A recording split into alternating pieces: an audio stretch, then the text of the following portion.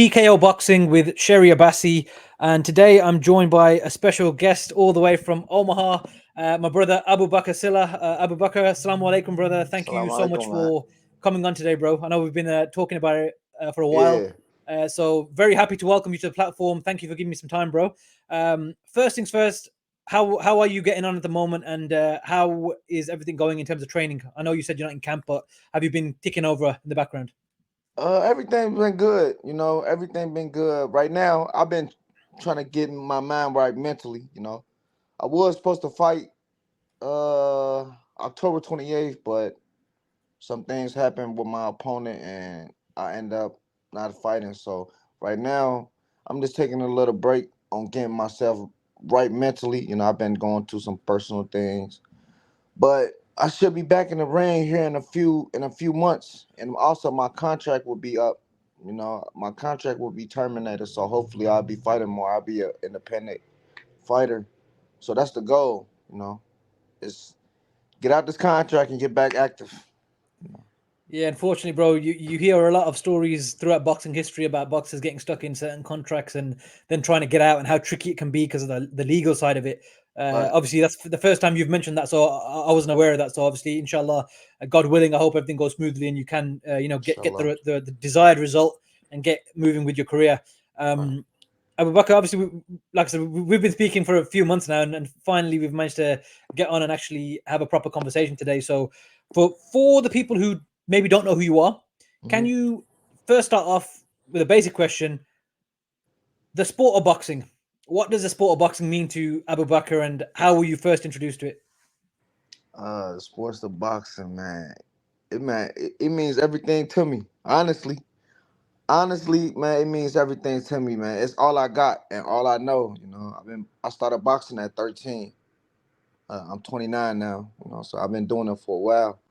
But boxing is all I got and all I know. I grew up fighting a lot, and I was a troubled kid. I was a kid. I'm not gonna say a troubled kid. I was just a kid. That was just getting in trouble, fighting a lot. And boxing was something I always wanted to do. My granddad was a boxer. My mom's dad was a fighter, and that me knowing that always made me want to do boxing. My mom wanted me to do karate, but I want to do boxing. So me starting boxing was one day I was in school. I was in trouble. I got in trouble, and I was in a class where when you get in trouble, that's where you go. So one of my classmates, he was my friend. He was a boxer, and we were just talking. I asked him what he was doing after school. So I was trying to see. I didn't know what I was doing after school, and he told me he was going to a boxing gym, and I told him I was gonna come with him. You know, and after school for about 4 weeks, I was going to his house every day after school just to go to the gym, but I could have never get no ride. It wasn't never enough. It wasn't no space in the car for me to get a Yeah. ride. But every day for almost a month, I was going just hoping that I would get a ride to the gym. So I I say about my 5th week of just going to his house, I finally got a ride to the gym, and the coach had bought a bigger car. He bought a expedition, like a 12-passenger expedition, and I had room this time. So when I went in, my first day in the gym, it was like I was in a different world, you know, and I was the new kid, so it was just like, damn, I wanted to be, I wanted to be advanced fast, you know, and I knew it took time, so every day I was going, every day I was committed, you know, and I knew that boxing was for me. Boxing is what I wanted to do, and it kept me out of trouble. So I stayed focused. I went to the gym every day for about 2 months, and I had my first fight. After 2.5 months, I had my first fight in the tournament called Ohio State Fair, and I made it to the finals. I was fighting every day. I fought 4 times, and I made it to the finals, and I lost in the finals.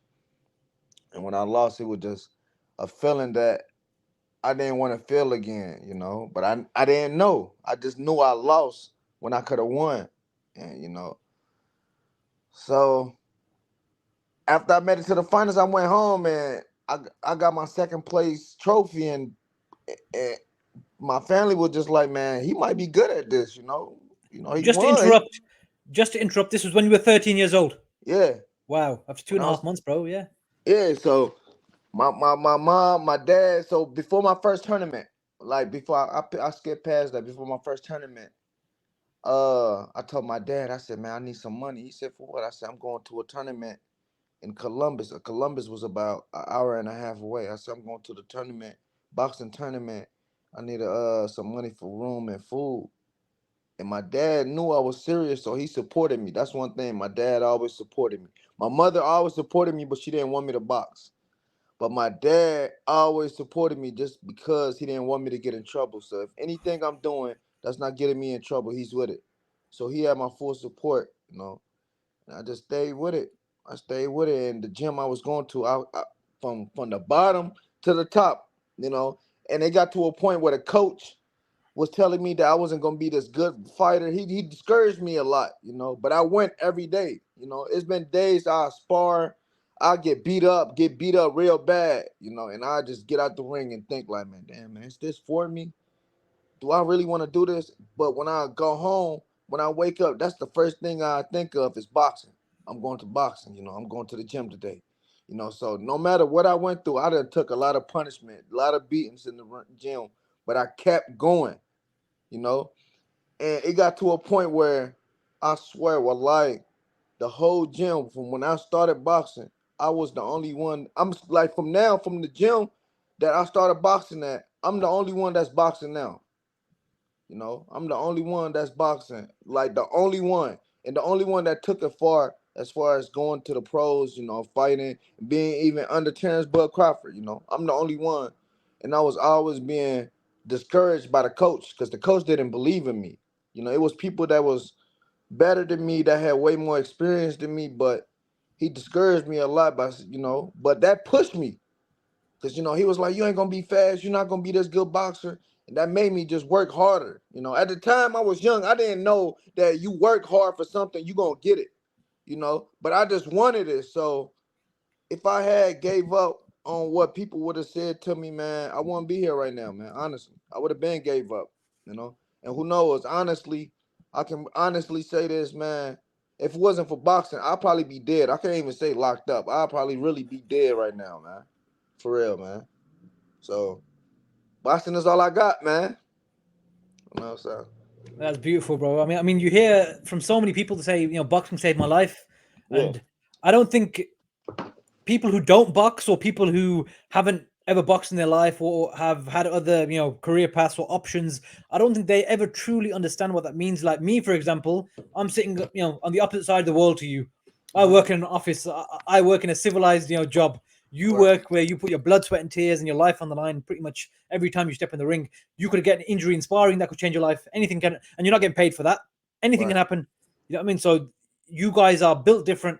That's not just a saying. There's a legendary fighter from the UK. I don't know if you've ever heard of him, Chris Eubank, Yeah, middleweight the champion. senior or Yeah, junior? senior. Yeah, so the Yeah. son is obviously famous for having the same name, and he's made his own name as well. But Right. Chris Eubank Senior talks about something called the Warriors Code. Yeah, Mm-hmm. he says boxers are built different. We are special.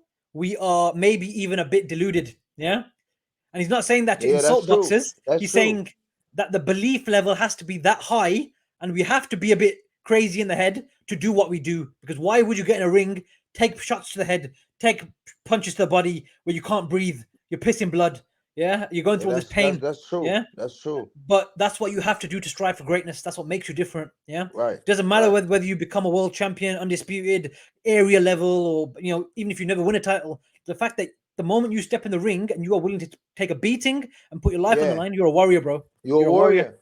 You're Yeah. a warrior. And that's another thing, that I tell the people that, like, it's people that never box that understand boxing. Like, you understand, like, you understand boxing. And it's the people that, it's, and then you got the outsiders that just looking in, that just that Mm. just entertained by it. It pisses me off when they call a fighter a bum that loses or whatever. Like, you don't know what that fighter is going through. You don't know all the sacrifices they made just to entertain y'all. Entertain you guys, put his life on the line to feed his family, feed himself, and y'all calling him a bum or throwing this fighter down. That's not cool, man. You know, you got to be a fighter to understand, you know. And it's just like, it's easier said than done. You know, it's easy. Like, for instance, for when Bud fought Earl, you know, it's easier to say what Earl could do, should have did in the ring. You know, if you're not Earl and you're not in there, it's easier said than done. You can't just do it. You know, if it was easy, everybody would do it, man. And I just don't like people that criticize fighters. And some fighters you gotta criticize because they give you that reason, but don't just criticize a fighter. That put their lives on the line to entertain you and to feed their family. Man, I don't respect that at all. No, I don't Yeah, respect that, and like you people said, don't get that. And a lot of people don't ain't never worked hard in their life. They don't know what it feel like to be competitive, to not want to lose. Losing hurt. So it's just like when I see a fighter, or any athlete throw a tantrum or getting mad because they lost, I understand. I know how it feels to lose. It's not a good feeling. So I would never knock any fighter down. I would never knock any fighter down. I might dislike some fighters. I don't hate any fighters. I might dislike some fighters, but I don't hate any fighters. And I salute every fighter that get in there, man. For real, man. I do. that's Definitely. the beauty of the sport, though, where even if you don't like someone personally, you will Hmm. still give them respect if they get in the ring and put their life on the line at the end of the day. Right. How Right. can you not respect that? And Right. like you said, only fighters know what that feels like. And you might Right. say to me, "Oh, Sherry, I know you understand boxing and you're genuine," but the reality is, I might understand it as a spectator, but I'll never understand what you go through in the ring. I Right. can't relate to you in that way, and you can't relate to me because you get in there and take punches. I don't. I sit Right. on the outside, watch the punches, and I say, "Ooh, that must have hurt." Yeah, that's it. Whereas you guys are going through this every day, so it's a very different perception. Like Hmm. you can get a ring. Sorry, no, you could watch a fight from outside the ring, and you can see someone doing things and say, "Oh, I know what that's like because I've been in there. I Right. understand when he parries the jab or his head is moving this way Right. or Or slipping." how certain punches land, you Yes, know, getting hit in a certain spot. I know how it feel because I know what it's like. So yeah, it just, yeah, understand, man. And I just, like you said, everybody don't understand that, man. no, no. And even when you talk about certain fights, when you think where one punch has changed the fight. For example, Anthony Joshua versus Andrew Ruiz. He hit him on the ear, The and yeah, Joshua's legs went equilibrium. He knocked his exactly. balance. He didn't have his balance. So it just, people didn't know. Just like, man, they don't know. They don't know. They never got hit or been in the ring to not know, to know how it's like. So I don't know. I don't know. I just tell them to get in there and do it. The Yeah. spectators that's thinking it's easy, just get in the ring. Last Just one get in the round. ring with a seasoned pro fighter or just an experienced fighter and tell me how that goes. That's it. If you Just can get last in there. 30 seconds, see if you can last 30 seconds in the curtain. Man, you can do it. Go ahead. You can be 100-0 in the streets with 100 knockouts in the streets. Get in the boxing ring. Yeah, it's a So different ball game, different it's game. a It's different boxing. completely different. Uh, Boubacar, obviously, like we said, going down the route of being a professional boxer, it's a hard life. It's a long, lonely road, but that glory belongs to you and your team whenever you Right. get a victory. The endless amount of road work you put in the diet, the making the weight. We don't know what goes into all that. Like we said, um, what is it about being a boxer that you enjoy the most? And I get the fighting and the feeling of winning, but what is it about the process that you enjoy the most in terms of training and the team around you? The process that I really enjoy, man, is the self confidence and the belief that you have, like that you work so hard to have. That's what I enjoy. Like, Boston gave me a lot of confidence. You know that's one thing I gotta say. It gave me a lot of confidence, and it gave me self discipline. Self discipline and stuff like that. And you know, it's a lot too, man. It made me like show respect. It made me control my emotions. It helped me control my emotions and stuff like that. You know, he just helped me with a lot of stuff that I probably would have, you know, not been able to control if it wasn't for me just thinking, you know, because boxing made me think a lot. Like I really think it's a thinking sport. It's like chess, you know. So boxing got me ready for life, man. You know, it got me ready for life as far as myself, my belief, my confidence, you know, my work ethic, you know, everything. It helps with everything as a man, you know. It helped me, yeah. On the point of sort of self-belief, confidence, discipline, and all these things, I just wanted to sort of ask a question which is a bit away from boxing. Now, I'm a Muslim. You're also a Muslim. Right. How important has Islam, the concepts of Islam, the routine of Islam with prayers and that belief in Allah and God, that they're always going to be with you and whatever's written is written.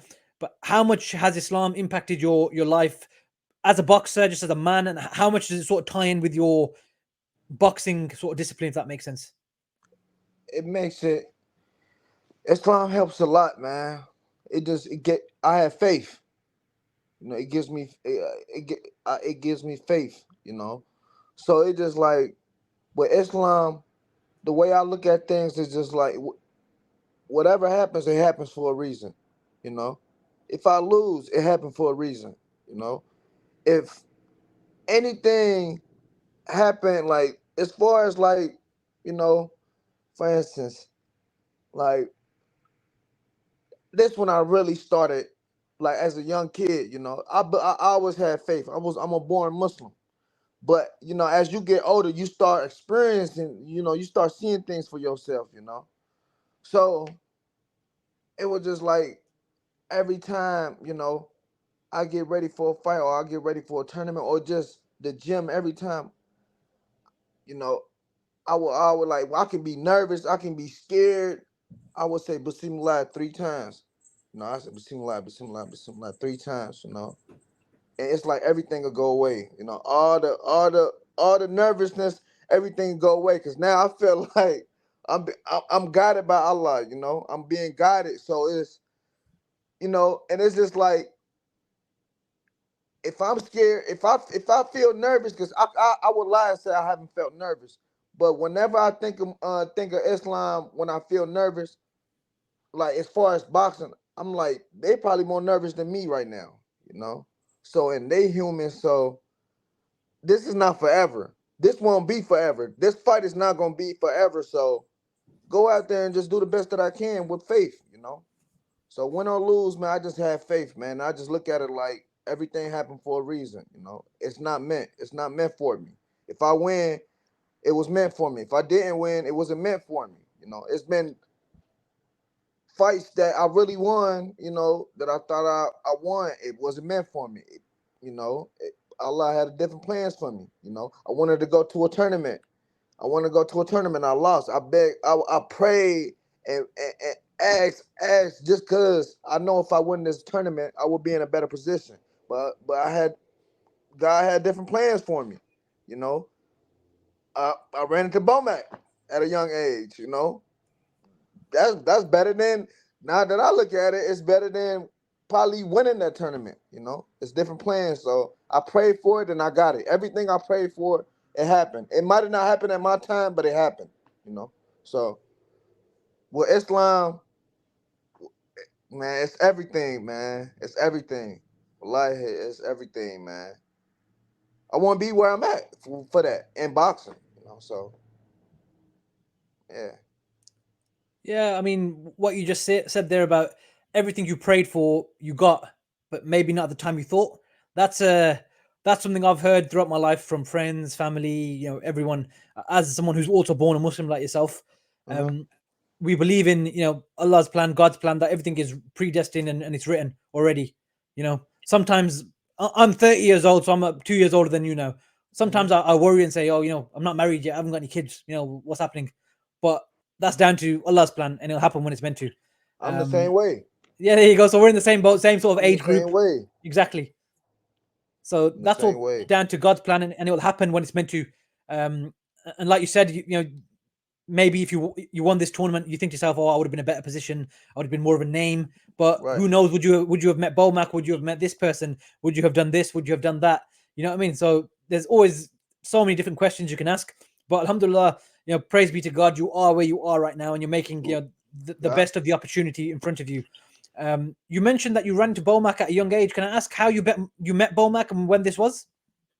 I met Bo Mac in 2000 and I think 13 or 12. No, I think like 2011. It was between 2011 and 2012. And it was at Kansas. It was at the tournament called Ringside Tournament. And I was fighting every day and I was winning every day. And this just for an example that you never know who's watching. You never know who's in the stands watching, but I was fighting every day and I lost in the finals. And when I lost in the finals, I was walking to the bathroom. I was with Duke Reagan, the 2016 Olympian that just won. He got a silver in where was the last Olympics? Tokyo. Tokyo, yeah, Yeah, 2021. Tokyo. So I'm walking to the bathroom. Bo Mac, I said, Bo Mac, a big guy ran up behind me. He said, "Young fella, you cold, you cold. I like you, you cold." So I'm like, man, who is this fat? Who is this fat dude Yeah. right here, man? And I'm like, thank you, like, but I'm wondering, like, who is this dude? I didn't know who he was. And then Bud walked up from behind me, and this was when Bud was coming up. This was when he was coming up. I said, "Oh," I said, "What's up, Terrence Crawford?" Like, Yeah. I'm a kid. I said, "What's up, Terrence Crawford?" He said, "What's up, little dude?" He said, "You got to get in shape, little dude." I said, "Yeah, I know." He said, "You got tired. That's why you lost the fight. You're not in shape." I said, "I know, man." He said, "You don't be training, do you?" He said, he was like, "Man, you got to start training." I said, "Nah, I just be winning because, I can fight." He was like, "Man, you got to train." And Bo Mac told me afterwards, he was like, "Man, I'm going to keep in touch with you. I like you." All right, thank you. So he added me on Facebook. So later that day, we was going back home to Ohio. It was about a 11-hour drive. We going back home. We stopped at a restaurant to get something to eat. And Bud and Bomac walked in with their team. And once again, Bud told me, "Get in shape, little dude." And I'm like, "I got you, I got you, Terrence Crawford. I got you." And Bomac, "Man, you got to get in shape, little fella. I like you. You got a good future." I appreciate it. And from that day on, he added me on Facebook. Bomac added me on Facebook, and we kept in touch. So years down the line, I was years down the line. So when I turned 21, no, I was 20. I turned pro, but I didn't have my debut yet. But I had signed with David Mickwater, Split T, which is the female manager and a lot of other fighters. So I signed with him. So Bomac had reached out after I signed. He wanted to sign me, and I had told him like, "I'm already signed," and I regretted signing because I was like, "Damn, I wanted, I'd rather be with y'all. But it was kind of late, so it was something. So I'm like, "Damn," he was like, Bowman was like, "Damn, man," he was like, "Damn, I'm a little too late," but we gonna work. I said, "All right." So fast forward, I think it was the postal fight. It was the postal fight. If you want me to get 2016. to that, or you want to ask me questions, do you? I don't want to No, get no, too far. no, no, bro. This is your interview. You talk, man. 2016 Oh, Postal. Yeah, that was right. right. So he called me for I think it was Postal or Benavidez to come for sparring. So look, I get a call. No, I was on Instagram. That's why I say I believe in God. That's why I'm a real stronger believer in God. Because what's meant is meant. And at the time, I didn't know what I wanted to do in life. I was young. I'm 2020. No, I think I was about. This is in 2017, 18, I think. So I'm running the streets. I'm running the streets.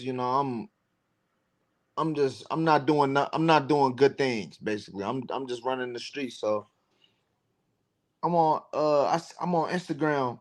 Jamel had posted a video, and I laughed at it. And right away, he said, "Hey, bro, Bo Mac just asked about you. He was wondering if you was coming, if you could come to get to spar Bud." I said, "What? Like spar Bud, man?" I look. I didn't even care how much. I didn't care how much I was getting. I just like, That was damn, spar Jamel Herring. Jamel Herring, yeah, Yeah, because yeah, he was in nice. camp too. Yeah, yeah. So I'm like, what? I'm like, hell yeah. Instantly, I said yes. You know, but I wasn't in shape, right? I was not in shape. And I had a girlfriend at the time. Me and her was going through things, right? And this how the devil worked. This how the devil worked, man. So I'm with my girlfriend at the time. I told her, I said, like, I put the phone on speaker. She hearing this, right? She was supposed to be been pregnant by at the time, but she wanted an abortion, right? Oh no. So I didn't. I'm against abortions. So I wanted her to keep the baby, but she getting an abortion, right? So that's what we was talking about before I got the car. And mind you, I was running the streets. I was not even in the boxing gym. So when I was talking to Bo Mac, she hearing this.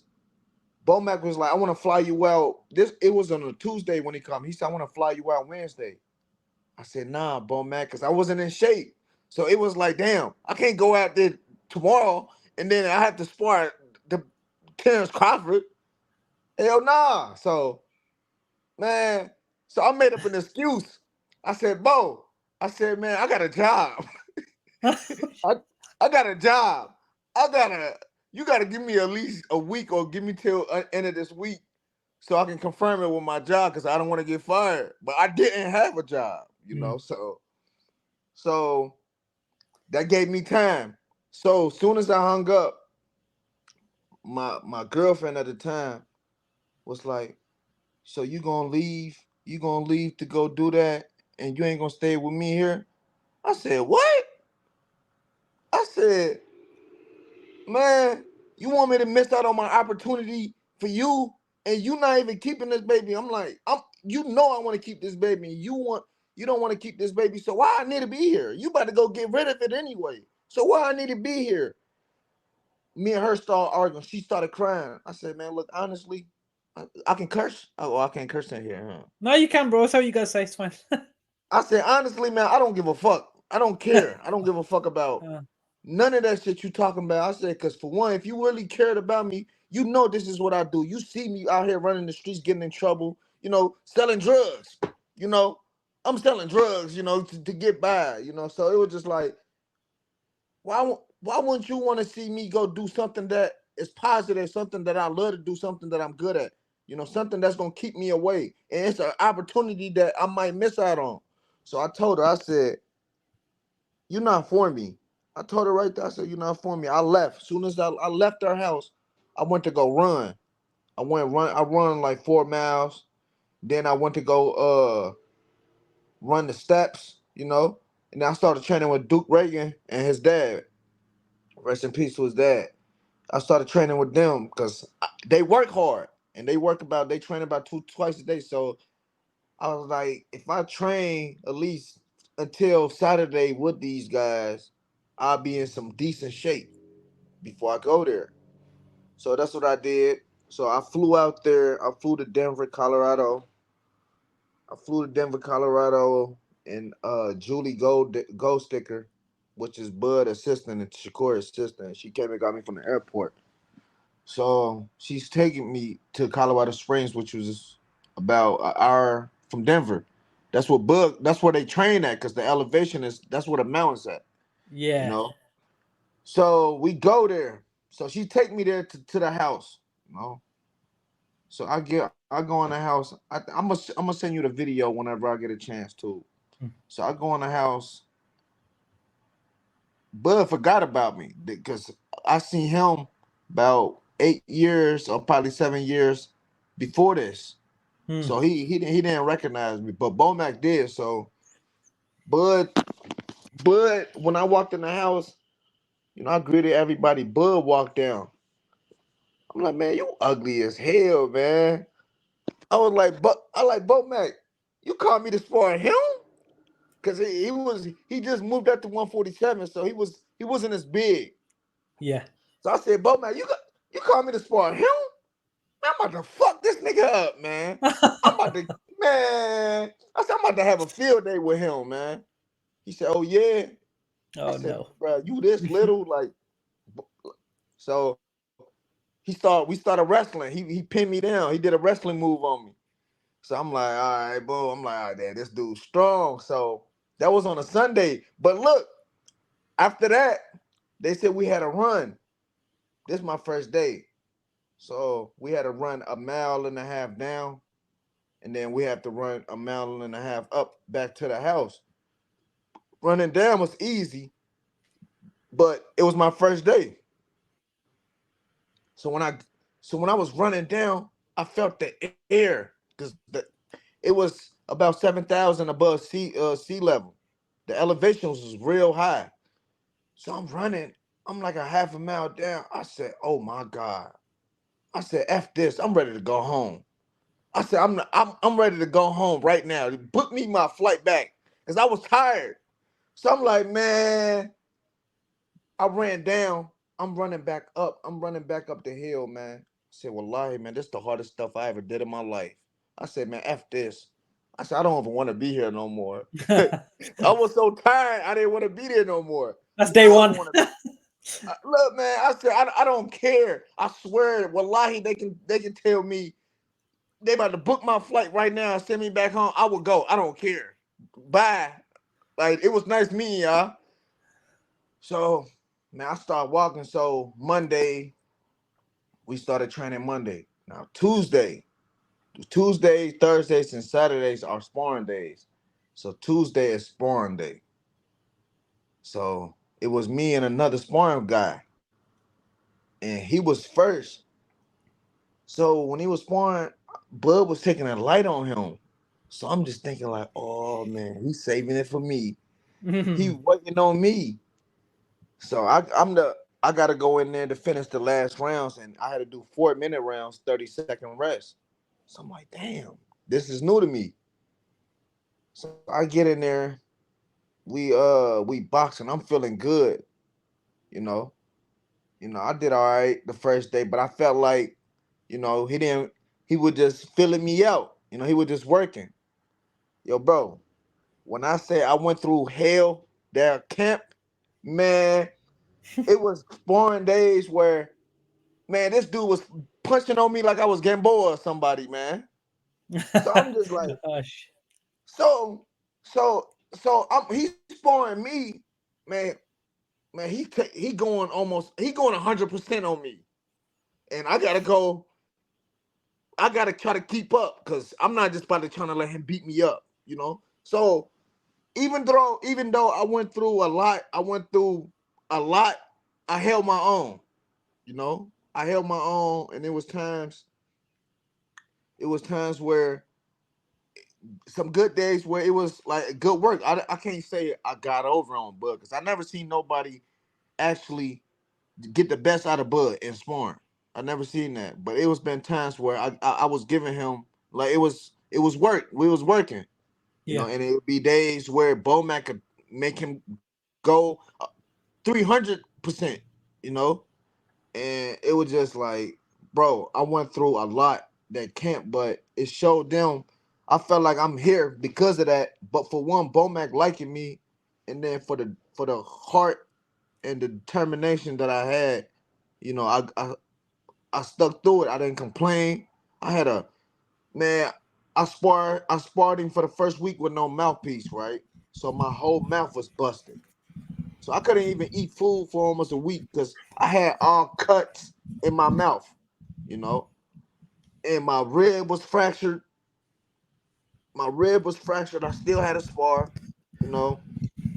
I got I, I got bit by a dog, and I went through a lot. I went through a lot in that camp, and I had told Bud, I'm like, man, why you going so hard on me, but you taking it easy on him? Like, damn, what you got against me? He said, for one, you was talking shit. He said, for one, you was talking shit, and two, shit, you pushing me, you know? He said, you pushing me, so you making me work. I'm like, but damn, man, you punch. I'm like, damn, man, you punching on me like I did something to you. Damn, why you don't punch on him? Why you don't punch on the other guy like that? You know, why I gotta be me?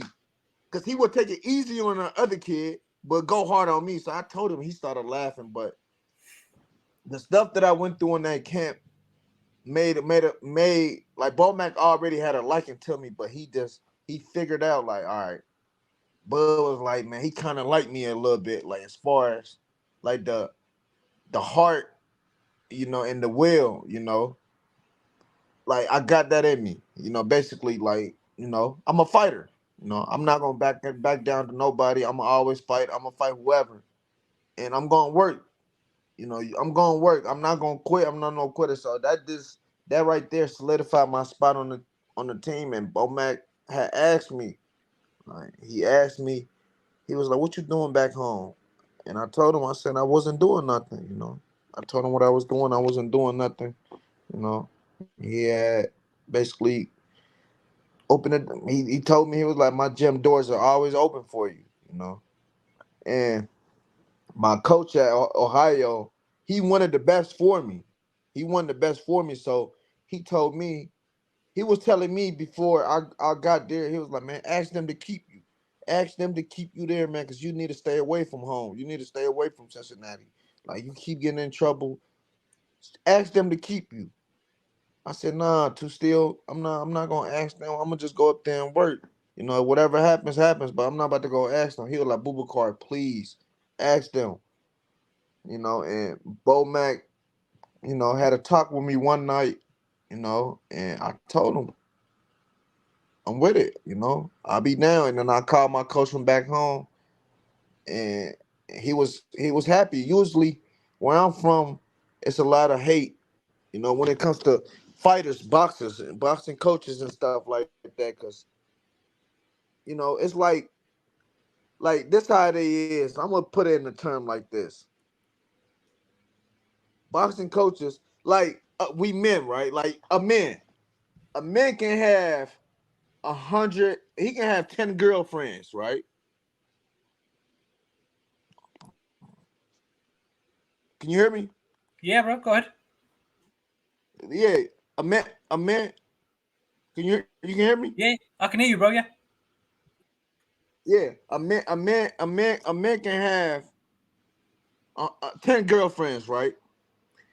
And he got that one girl that's loyal, that love him, everything. But he got 10 other girlfriends that he cheat on.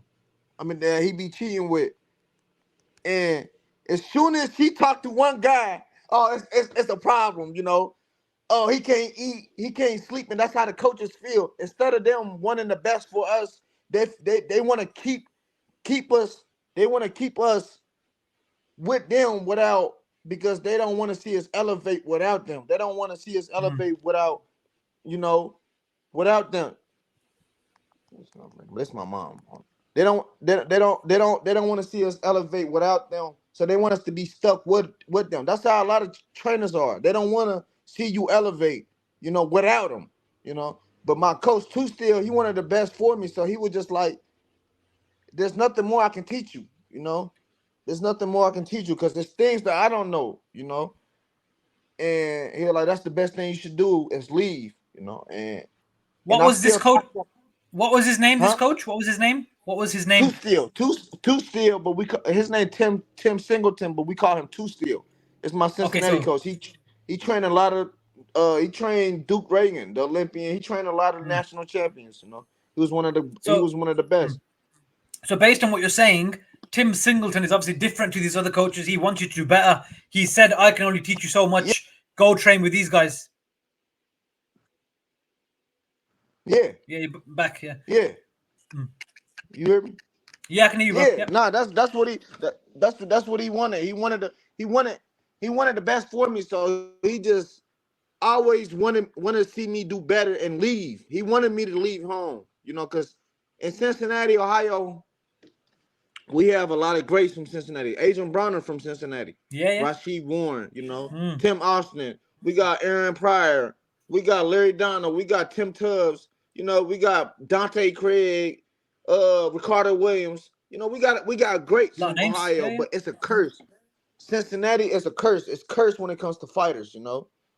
And it's like if you don't leave, you will go down, you know. And that's what, like, even though I haven't made it to the status where the people that I just named, even though I haven't made it to the status, I'm grateful to be at the position that I'm at, not being in Cincinnati, you know. I'm with the best team in boxing right now, you know. Mm. And I look at it like, I look at it like it's all God, you know. It's all glory to Allah. That's how I look at it, you know. But I just looked at it on, if I had listened to some people, you know, if I had never listened to my coach too still, if I hadn't listened to my mom, if I had listened to my girl and not left, you know, if I had listened to some homeboys and was out ripping and running the streets, you know, doing, you know, whatever, like, who knows where I'd be at, you know. But the people that had the best intentions for me, they're still in my life. You know, I still talk to them. You know, and the people that I'm here with, man, they here for a reason, man. Everybody that's out my life didn't need to be in my life, man. So, man, I don't know, man. Honestly, I don't know what to say, man. I'm just blessed. Honestly, I don't have it all. I don't have it all, but I'm blessed because I know somebody out there. I know it's boxers in UK that I wish they was in my position.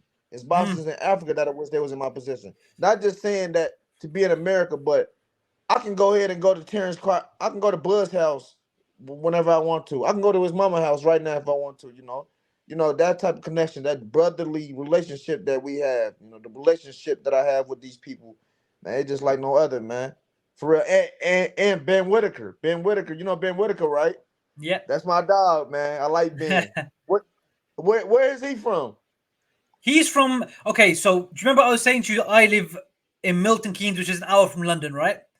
Yeah. I'm not originally from here. I moved here. I was born and raised in a big city, the second biggest city in the country, called Birmingham.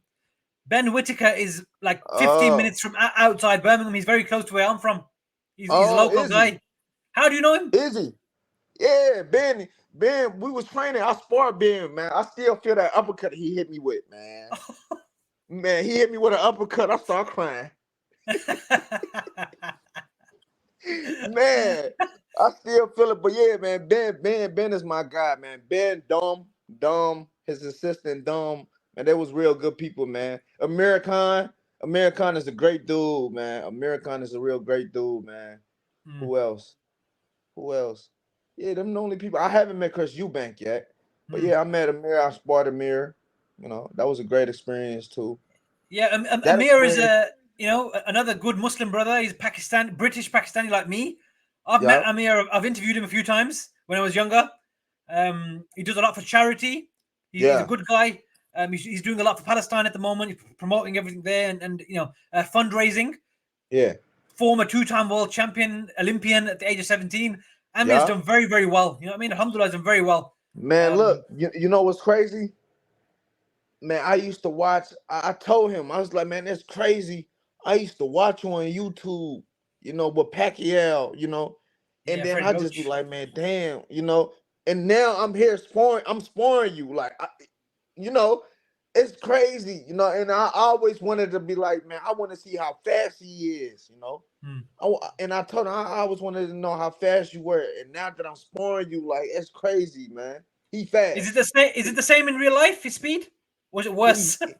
he the fastest that I sparred. Fast in the bud. Yeah, he faster than Bud. Bud timing, look, timing beats speed, Speed. Yep. right? Amir is faster than Bud. Like, he got hand speed. It's crazy. He got crazy hand speed. But Bud's timing is damn almost perfect, man.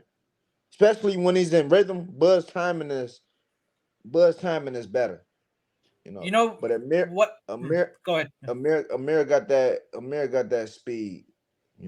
Speed kills, what you don't see.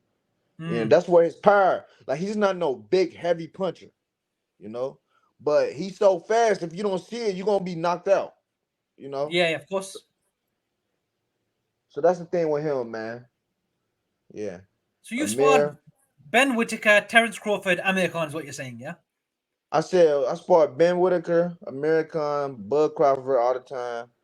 Lamont Peterson, Anthony Nice. Peterson, Alex Salcedo, Maurice Hooker, Jamel Herring, Shakur Stevenson, Keyshawn Davis, Kelvin Davis, Keon Davis. Uh, who else? It's other ones. It's other man. It's a lot. I work Bro, with a lot of people. you've worked with a lot of big names, man. That's Yeah, good that you can go in there. You've got, like you said, it goes down to one or two decisions in your life. If they went the other way, you wouldn't be here. Look at that. yeah, Alhamdulillah, you've made the right decisions, and again, we believe in God and predestination. You've got to where you are now. Alhamdulillah, you know what I mean? And the position you're in, a lot of people would love to be in that position. So yeah, now, like you said, whatever the next step is, I don't want to get into the legal side of your contract. That's all complicated. But whatever the next step is, inshallah, you can really get some momentum and start yeah, moving forward. Because yeah, for someone to just be able to say, I've sparred Terence Crawford, I've sparred Amir Khan, I've sparred Lamont Peterson, all these guys, great fighters, world champions who have done really, really well in the sport. That means there's something about you. Then you're not just some bum off the street who got yeah, lucky. There's something about you. yeah, Yeah, you've got some yeah. talent. You've got some ability. There is something about you. We just need to get some more eyes on you. You The, need to the, get the, out there now. this the only thing with me, man. And I'm gonna be honest with it. It's myself. This is me. I don't blame nobody. It just I just gotta be just a little bit more dedicated, because it's been times where I get discouraged. I'm not fighting. I do all this training and I don't fight. I don't get fights. Or they got me on the shelf or something, so I get discouraged. You know, and like for instance, I need to stay in the gym. I need to stay in the gym and stay ready. So I'm not. I haven't been in the gym like that.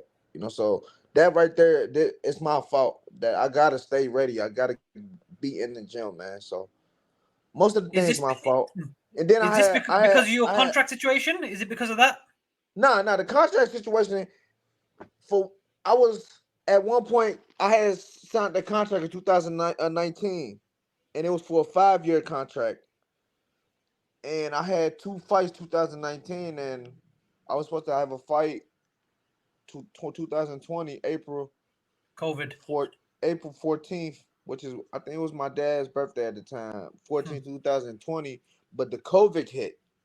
The COVID pandemic came around, so it messed up everything. So, but they still had, I'm not gonna say who. They still had some of their fighters fighting on undercards. But with me, I wasn't getting no calls. I wasn't getting nothing. And even it got to the point where I told them I'll fight the best fighter that they think they got. Whoever the best fighter at my weight, I'll fight them. And they didn't do it. So it was just like, so it got to a point where it was breach of contract. That's why I'll make sure you read everything you say. Have a lawyer. I had a lawyer, but as far as the man, it just messed up. But try to breach the contract. They asked for more money than they wanted. That I didn't even make. No, but I understand they gonna want their money, and ever since then, I didn't fight. And when I did fight, Bo Mac, they paid for it. But the promoter won't pay for any of my fights unless I fight on their card, and that's understanding. But you know, that's what it was. That's what it was, man. Hmm. Just something wrong. I mean, I just Can I just obviously, like I said, I'm not a boxer, yeah, so uh, I don't know anything you've been through in that sense. I can't say, oh, I've taken a punch to the face, so I understand, yeah. Can I give you a bit of advice as a brother? yeah, You said about feeling discouraged when you're not fighting, or you haven't got a fight date, you haven't got a goal to work towards, yeah. hmm Boxing history is littered with these stories, yeah, of boxers who have been put in a bad position because of contract, or have been messed around, or treated like dirt, or just used, yeah. yeah, Mike Tyson, prime example, King, robbed him so many times, yeah. The closest thing, when you said about being on the shelf and not having a goal to work towards, the first thing I thought of, Andre Ward. He missed out on maybe 2 years of his prime because of his contract situation. Yeah. This is an all-time great fighter, a guy who retired on top, and now people look back and say, "What a great fighter!" International Boxing Hall of Fame. He left the game on top, made he maybe didn't make as much money as he should have or could have, but for the type of man he is, he made good money. Exactly, yeah. But for someone like you now, where you haven't managed to get to the peak of your abilities yet, but you've had this little problem in your career now. Look at someone like Andre Ward who had a similar problem. Right.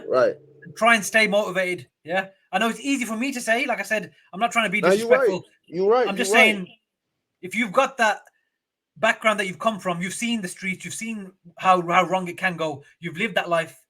Yeah. You could have been 1 or 2 decisions away from being dead or being in jail. Yeah. That's how it goes, in these situations. Right.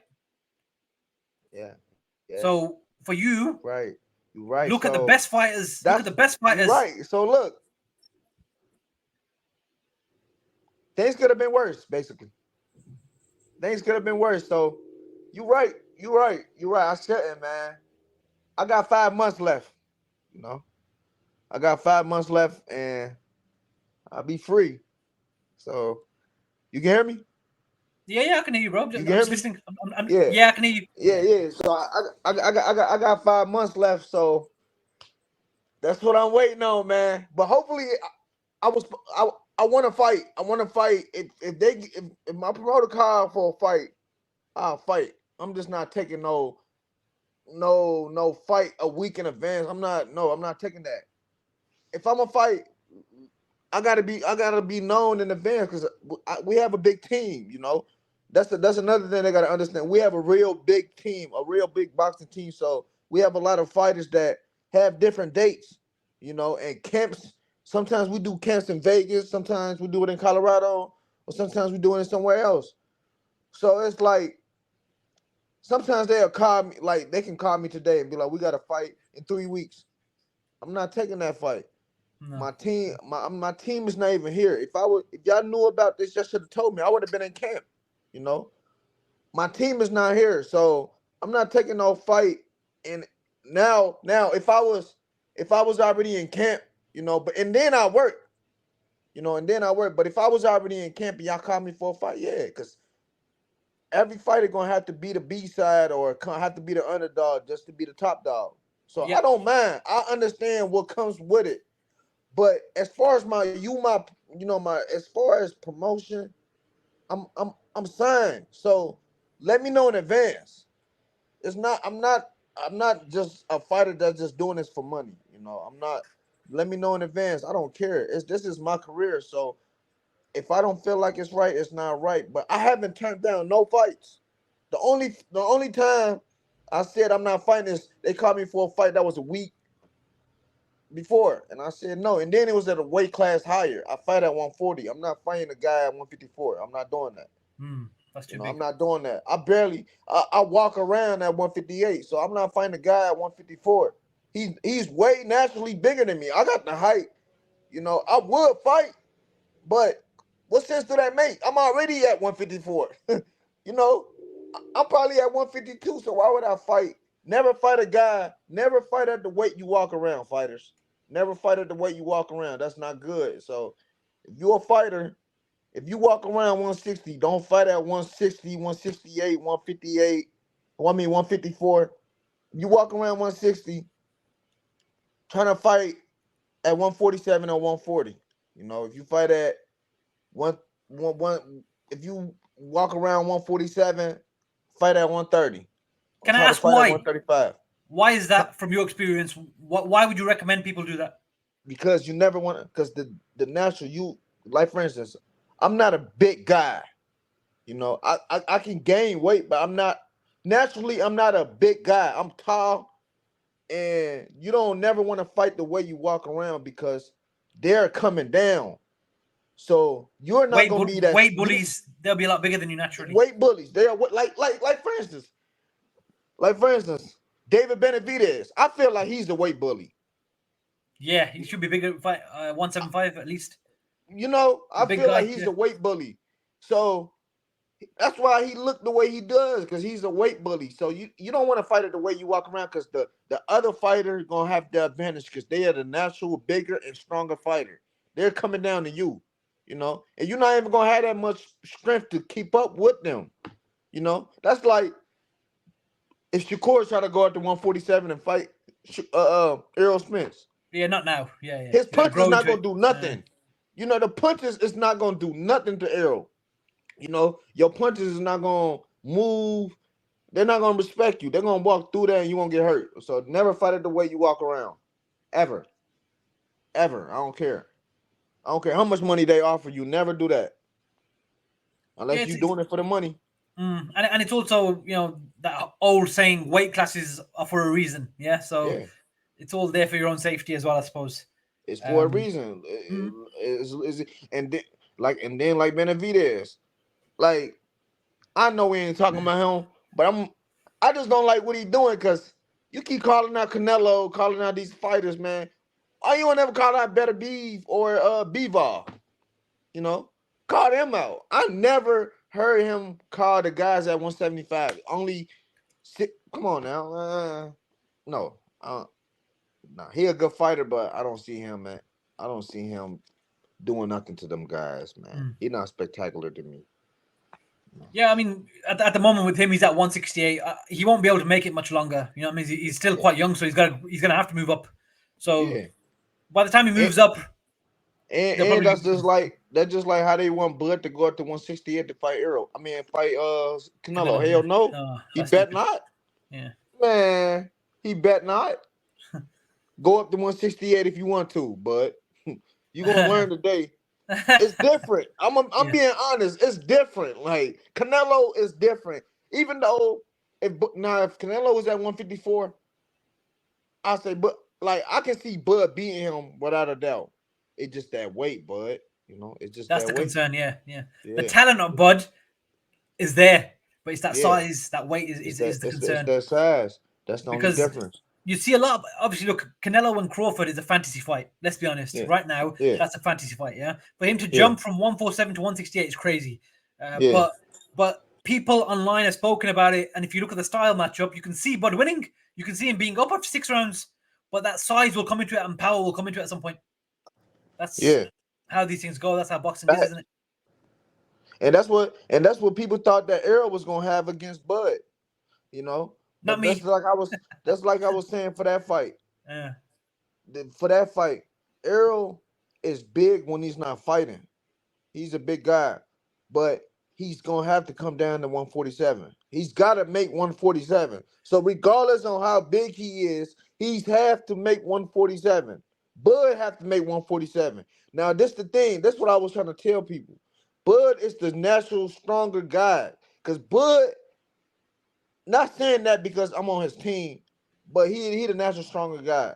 Before that fight, I said everything that besides the first knockdown, what Bud did to Earl, I'm not surprised by that, because I just told people Bud is naturally stronger than Earl. Earl is bigger, but Bud is stronger. When Bud walk around weight, he's still solid. It get bulky. He don't get fat. He get wide. Bud is supposed to be he's always in shape. He's always yeah. in shape. He's always in shape, and then he got a wrestling background. He got a real wrestling background, and it's just like, man, I just knew it, man. Like, Errol, you got to come down. And then you've been at the weight for 11 years. You've been fighting at this weight for 11 years. Bud gonna mess you up, but and we don't want to hear that. We don't want to hear the excuses that he been at the weight too long. He should have moved up. He should have moved up a long time ago. Yeah. He should have moved up. Stop being a weight bully. But they're gonna fight again. I don't know if it's gonna be at 147. Bud saying it's at 147, but I don't know. I don't think Spence can make 147 safely. It won't Nah, happen. It's dangerous. I think it's actually dangerous for his health. I it don't think it's a is. good move. So, but Nah. again, who knows what the contract says? But I think it's dangerous for Spence to do that. That's very Yeah, risky. I think it's on Spence to see what weight class he want to do it, but Bud is basically saying, I'm only gonna fight. Like, Bud want to fight him at 140. He want to fight him for something worthy. He just don't want to fight him for money. He want to give Earl a chance to get his belts back. You know, and that's what he that's why he want to fight at 147 again, because he was like, I'm gonna give you a chance to get your belts. But other than that, I don't know. I don't know, man. Just to That touch on the Spence Crawford fight. hmm Obviously, for me, as you know, that was the first time I ever came to the States for the fight. For hmm 5 years, I was saying the same thing as you. Obviously, I'm not in camp, so I don't know Bud. I've not spoken to Bud in my life, but I've been a big fan of Bud for years, and I've always I'm gonna backed put you him on the from. phone. I'm gonna put you on the phone with him when he come back. Oh, thank you, bro. Hopefully, I look forward to Inshallah. that, inshallah. And as you know, what I was saying from day one, I think he's going to stop Spence. But it's easy to say that, and then to actually see it with your own eyes. I'm glad that I spent a lot of money, bro. I spent so much money to be there. Yeah, I'm broke. I spent money to get there. I had great seats with my friends from work. Yeah. Took them with me. I told them, I said, bro, we're gonna see something special. That's how I sold it. I said, bro, book the tickets. Let's go. Yeah. I go, Bud is gonna do something special, and then to see it in the arena on the night, bro, just Man, I unreal. wish, man, I I know, regret man. You missing missed that, out. because that was Yeah. that was a historical moment, man. Man, damn. But you knew he was gonna do that. Obviously, you're in Yeah, camp with him, right? I yeah. always believed that he could do it, but seeing it, You know what surprised me on that fight? The first knockdown. yeah, But other than that, the beating that he did to Errol, I yeah, seen it coming. It was the first knockdown because it was a 2-1. It was a yeah, left hand jab. yeah, And we yeah. thought we practiced that a lot. So even fighters, practice that 2-1, that lead hand and jab. It's gonna always land. It's gonna Mm, always land. So when you miss your power hand, that jab gonna save you. So make sure you practice that 2-1. mm. That 2-1 gonna always work. So that's what he did. I didn't, man. I ain't thought he was gonna knock him down with that. But honestly, he got me like that before though. That was it. Man, look, this one time in camp, my first camp, man, I'm feeling good this day. I'm talking about we sparring, I'm feeling good. It's the last round. We going to the last round. He said, bet 1,000 I drop you this round. Oh shit. He write me a check. He paid me. He write me a check every Sunday. So I said, bet. The gym got quiet when he said it. And me being me, I said, shit, bet. Yeah, yeah, I've seen your stories, bro. You like betting, yeah? You need to relax. I really look, no, look. It's really got bad. It really got bad because of FanDuel now, but it was like a moment. Cause this the thing, when I bet I lose. So I just know it's not for me, and God is telling me to stop. I always lose. But he told me, he was like, bet. So I'm just like, man, bet. We sparring.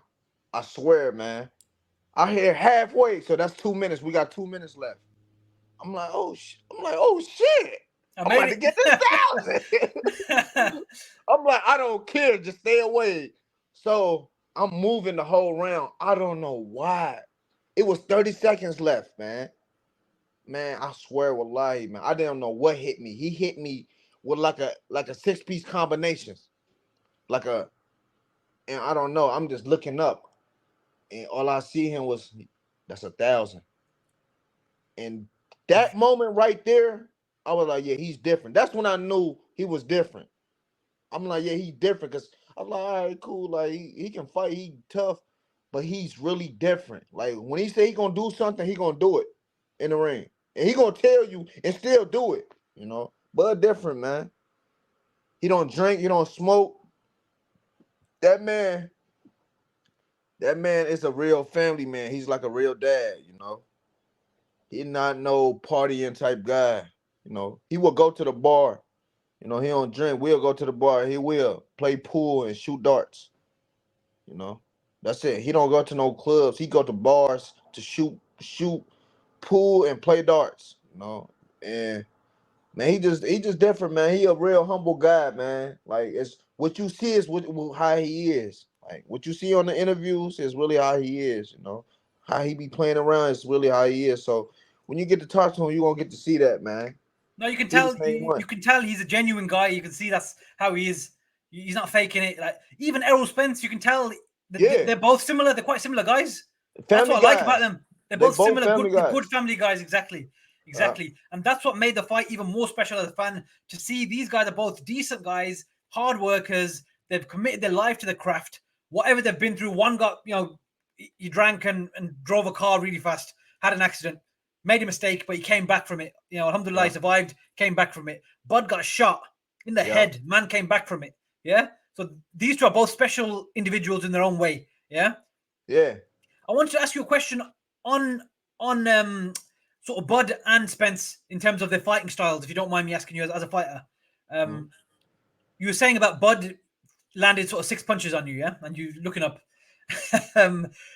With Bud, when the fight was made, or before the fight was made, I was trying to envision it in my head. How would it play out in the ring? And, how are they both going to, shape up? And how will he be southpaw? Will he be orthodox? What's the best way of tackling someone like Spence?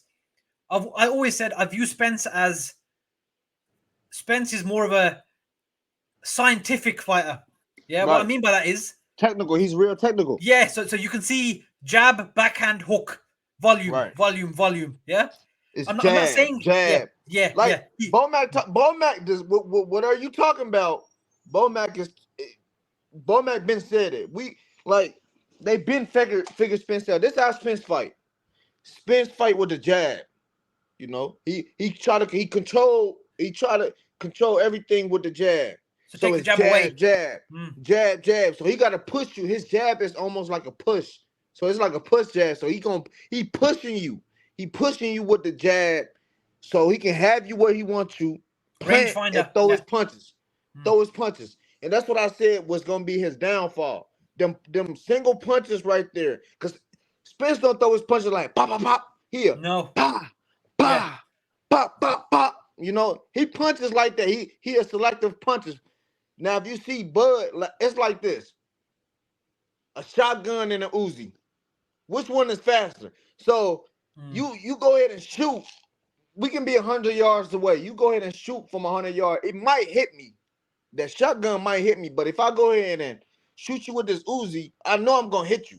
Like you can go ahead and do one shot, but I'm gonna have 5 or 8 shots. I'm gonna hit you 5 or 8 times to your one shot that might hit me. So it was just like Spence. The way Spence throw his punches, it was tailor made for Bud, for his style. It was real tailor made because he'll throw one, Bud will throw 3s and 4s. The single punches hurt him. And the counters and the short shots. Because Spence, we really never see him boxing going back. He can only go forward. We never see him fight really in the pocket. We seen him with Sean Porter, but he not no really good inside fighter like that. He got to control you with the jab and come forward. So I knew with the styles what Bud got and Earl, it was made. It was an easy style for Bud. It was an easy catch and shoot. And the reason why he came out southpaw is Earl only really fought one southpaw in his career. Yeah. And it was against this a fight. It was the African guy. I think Spence was probably like 11-0. He got hurt in that fight too. And I think they took something from that. They took something from that and seen that Spence don't really fight southpaws. Bud came out southpaw, and it worked. And I knew Bud was gonna stop him because, I asked him, like, how you feeling? Like, man, I'm about to fuck this nigga up. He said the same shit about Pacquiao when the Pacquiao fight was supposed to happen. And I'm like, yeah, he mean it, And when Bud is in in his mode, he block everything out. He tune in, he can be looking at you. You can be talking to him. He would not say nothing. So he locked in. So I just know I know a lot of fighters. I'm a fighter, but it's just like you can feel the energy. Like when he's serious, you can feel the energy. You gonna feel the energy. Damn. All right, just leave him alone. Like that's what Bo Mac, leave him alone. He's in that zone. Leave him alone. Leave him alone. Leave him alone. Don't let him be. His kids. It can be a shooting happening in front of him. He's ton of it. Like, it just like he's locked in. Like, literally on the, I don't know if you seen that picture with him and Shakur when they was sitting when before he came out the ring, when Shakur was sitting on the ground and Bud was Yeah. That's that's the look I'm telling you about. When Bud got that look, it's over with. I'm gonna tell you something, yeah, about that night, yeah. So the fight happened, and like I said, this is the first time I've been to Vegas, and in my head I was like, this is a once in a lifetime. I don't know if I'm gonna do it again, so I gotta make the most of it. So we came out of the arena. Yeah. I was thinking, shit, man, like I want to meet Bud. I want to meet Bud. I gotta find out how can I meet Bud, yeah. And we came out of the arena, and everyone's like, oh, the after party is at Top Golf, yeah. But I was like, how am I meant to get in? I don't know anyone. Right. Somehow, I lied to some security guards. Yeah, complete bullshit. Yeah, kept my straight face, staring at them, and they believed me. They let me You through. could have Yeah, called me. You could have. Was we talking then? You could have. yeah, we were, but Yeah, I you didn't could have think. called me. I didn't think. Yeah, I didn't think. Yeah. That's happened. And you know Joe Joyce's heavyweight Joe boxer from Joyce, the UK. the heavyweight. Yeah, so Joe Joyce was. This is outside the T-Mobile Arena at the back entrance where the celebrities were. Lil Wayne and all these guys were there. Yeah. Yeah. So I've lied to them and said I'm with Joe Joyce. Yeah, because I'm from England. So I was like, yeah, just this. I saw Joe Joyce. Said, oh, I'm with Joe Joyce. They go, okay, you can go through. Hurry up. So I went through. I went up to Joe Joyce, shook his hand, started talking to Joe Joyce, took a photo with him. Yeah, talking to Joe Joyce, and Joe said, oh, we're going to the after party. Do you want to get in the cab with us? I said, no. I said, you guys go. I'll meet you there, because there was two other guys that I knew as well. And they said, we're invited to the after party. Come with us. I was like, cool. So they're from Canada, right? And they're Indians. So we were talking. We started walking. And the cabs were taking a long time to come. So it's getting late. We just walked to Topgolf. Got to Topgolf. Went to the door. And they're giving these armbands to say, like, you're VIP and all this sort of shit. Who are you with? Damn. I'm like, shit. Yeah, I said, I'm with Joe Joyce. Yeah. And then they put it around my arm. I look up and Joe Joyce just got out of the cab. I was like, oh shit. So I ran inside and there's an elevator there. Got in the elevator. I look up. Who's standing in front of me? Kenny Bayliss, the ref. Oh, Kenny Bayliss. Yeah. I shook his hand. His partner, his missus, his wife. She's there. Started talking to them. Got into the after party. There's cornbread, macaroni, cheese, different type of food. I'm like, okay, let's try this American food. Yeah. Yeah. Cornbread is like, oof, unreal. Yeah. This is some good shit, man. Macaroni, cheese. Bear in mind, obviously, there's no halal meat, so I had macaroni, cheese, cornbread. Right. I'm happy with that, yeah? I look to my left. Tommy Hitman Hearns walks in. Like, what the fuck? Tommy Hitman Hearns. Tommy Hearns? Yeah, Tommy Hearns. Damn. Yeah, Nelly, the rapper Nelly. Man, I was sick, man. I was mad that I didn't make it, man. Antonio Tarver walks in, yeah? At the Top Golf, right? Yeah, Top Golf, yeah? Antonio Tarver's there. Shakur Stevenson walks in. I'm thinking, shit. I ran there and the security saying you can't go through. Yeah. But still, Antonio Tarver said, come on, bro. You can take a photo with me. Took a photo with him. Took one with Tommy Hearns. Bud's room, they locked the door. They wouldn't let anyone in. But I could see inside that Bud was there. I managed to get a video of him, but I couldn't get close enough to get a photo.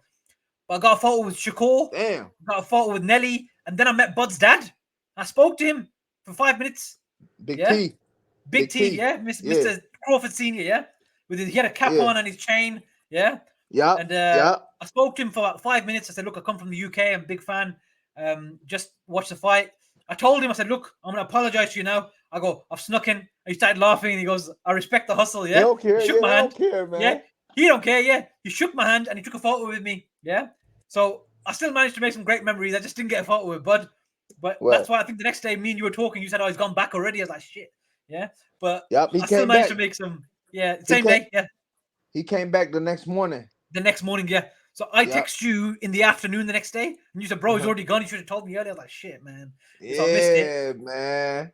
It's going to happen, man. Inshallah, one day, man. One day. Yeah, one day. It's going to happen. I'm going to put you on the phone with him when he come back. Because, you know, he's inshallah, in Vegas bro. Thank you. now. I appreciate it, man. Inshallah, he'll be back tomorrow. So he in Vegas right now. So I'll do that. I'll just FaceTime you or video call you so you can talk to him. Thank you, bro.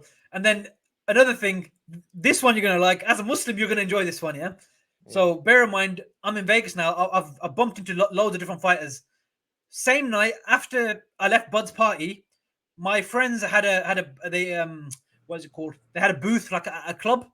I didn't care, but I went anyway. Right, Yeah, right. I don't drink, but I still went because we're on Right, holiday. right. Yeah, we spent all this money. Let's go enjoy it. Chris Brown is performing at the club, so we watch Chris Brown. Chris Eubank Jr. is there. Now I know Eubank Jr. I've met him a few times. I've been to his gym, interviewed him, started talking to Chris, took some photos with him, caught up with him. I hadn't seen him for about 5 years, so it's been a while. As we're leaving the club, 5 a.m. in the morning, there's a blue Lamborghini. Yeah, I'm like, whose car is this? I'm looking at this. Devin Haney. Yeah. I was like, Devin? Real? Yeah. What? Yeah, Devin Haney. Oh, shit. Yeah. His security guard gets out the car and he says, nah, not today, bro. We're not going to do that. I was like, oh, sorry. Yeah. I stepped back. Yeah. And he says, you ain't getting no photos. I said, okay, cool. No problem. Yeah. But in my head, I was like, I'm getting a photo, bro. You don't know me. I'm getting a photo. Yeah. Yeah. And he's staring at me. Massive guy. I'm 6 foot. He was about 6'6", huge. Damn. Yeah. I thought I'm getting knocked out if I try something, so I'm staying back. Damn. Yeah? Loads of people getting around Devin's car. Hey, Devin, talking, yeah?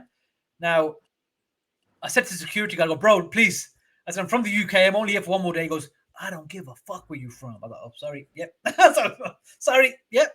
Damn. Now, Devin got out the car, and I thought, you get one chance at this. Right. I said, Devin, Assalamu alaikum. He looked at me. He goes, Walaikum. He goes, Walaikum assalam, brother. I go, Devin, please, can I get a photo? He goes, of course, man. He came forward, gave me a hug, and he goes, like a fist bump and like a hug, and he goes, Assalamu alaikum, brother. How you go? You're good. I can get a photo. He goes, yeah, man. He goes, took a photo, and he goes, Assalamu alaikum, brother. Shook my hand himself, and he walked straight in. Yeah. I would have asked the security guard to take the picture. Yeah, I looked at the security guard like this. And he looked at me like this. Yeah.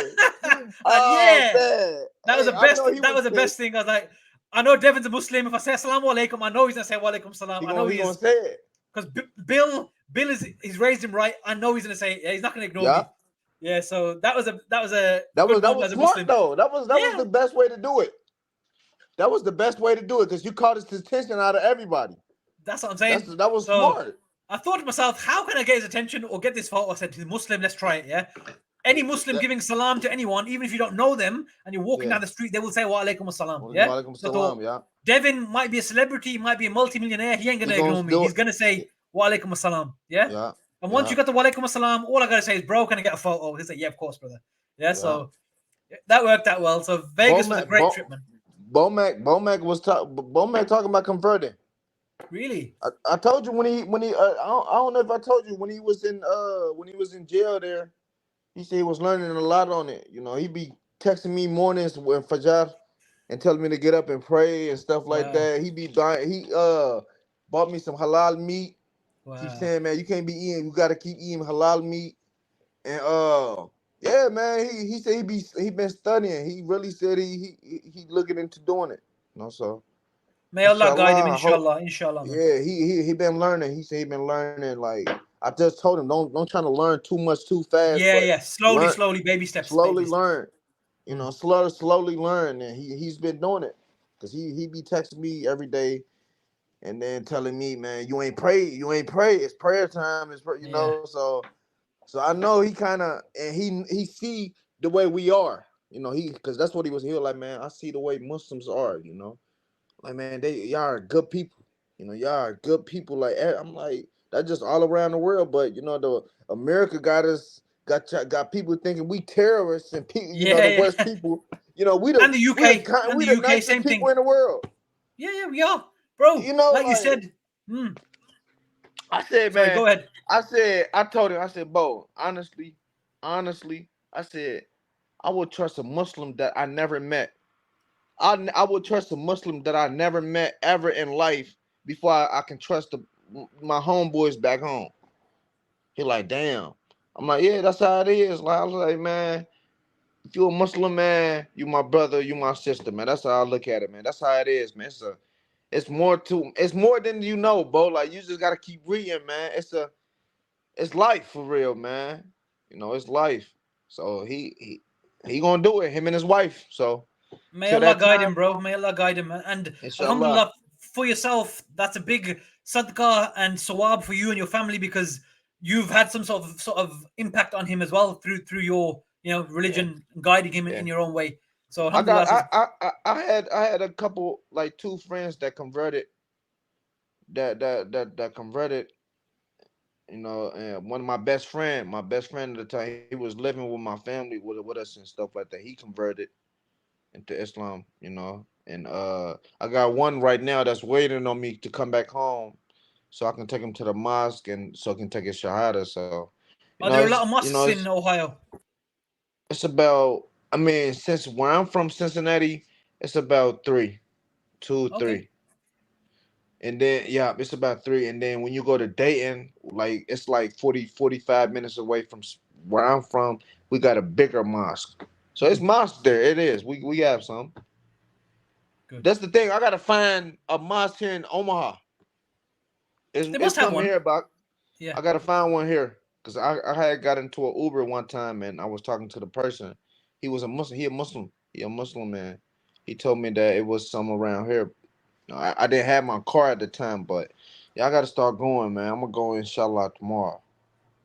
You Inshallah. And know, I think so just to rewind a bit about what you said, I just wanted to touch on it. Um, I think, like you said about you might not have met someone, but they're a Muslim, but you mhm. have a certain level of trust and faith in those people. Yeah, Yeah, our people, our religion teaches us no white is better than a black, no black is better than a brown, no there's one's better not than anyone. Yeah, we're nobody. all flesh Right? and blood. We came into the world alone. We're going to leave alone. All that goes with us is the good deeds and the sadaqah, the charity we left behind, and the good Yeah, children, inshallah, we leave behind. Yeah, the good yeah. example we set. You know, you're an African brother. I'm an Asian brother, Pakistani, Muslim from the UK. You're on the complete opposite side of the world. We've never met Right. physically, You but hear me? yeah, but Right. even then we speak, and it feels like I know you. Yeah, you feel Wallahi, like you know me. wallahi. Yeah, I swear. I there's swear a to God, there's a man. certain level of trust there. Yeah, For you know, real, man. if for example, not saying you're gonna do this, but if you were to tell me a secret about Terence Crawford, you know you're not gonna see I me know. I screen. know. You're not gonna I see me know. screenshot it or post it somewhere. I Yeah, know. as a Muslim, there's a certain level of respect and integrity you have to have as well. That's part of it. Yeah, whether Yeah. you're sinning, whether you're doing good, whether you're doing bad, respect comes into every part of it, and Yeah. discipline, like you said. So, like, me and you have only been speaking since like May or June. Do you know what I Yeah. mean? But I feel like I've known you for so long. I feel Do like you you know my what I mean? brother for real, Yeah, there man. you go. You my there big you go. brother for real, there man. you there you go, Hey, I feel like I can walk into your house right now, open your refrigerator. bro. If you want to fly across the globe, feel free. My fridge is Oh, empty, bro. Only a bit of milk, but go ahead. But well, alhamdulillah, like look, that's man, how I feel, man. that's how it is. That's You know what I mean? That's how it is as a that, Muslim. Do you know what I mean? that's how it is, man. It's love and respect, man. So And we're blessed, and, man. and I feel like a lot of my friends, most of them, the ones that think they're really, they're starting to, I don't force nothing on nobody. I'm not gonna tell you, I have friends that, man, you a Muslim, be a Christian, come to church with me. No, I'm not doing that. I don't tell you to come to the mosque with me. I don't force nothing on you. Now, if you ask, I will tell you, but I will never force nothing on you. And it's I got a couple friends that's really like learning. They are learning, like slowly learning, and it's just like damn, like and they like, man, bro, like we been getting lied to. Like this makes sense. Like it feel right, and I'm just like, bro, I don't even know it all, but I know what you mean. I'm a born Muslim and stuff like that, but I know what you mean. Alhamdulillah, you are finding the truth or knowing the truth. So just keep learning slowly, man. And that's just Mm. that. But as far as pushing stuff on people, like forcing it, nah. I got people that be, still to this day, trying to eat pork, drink this.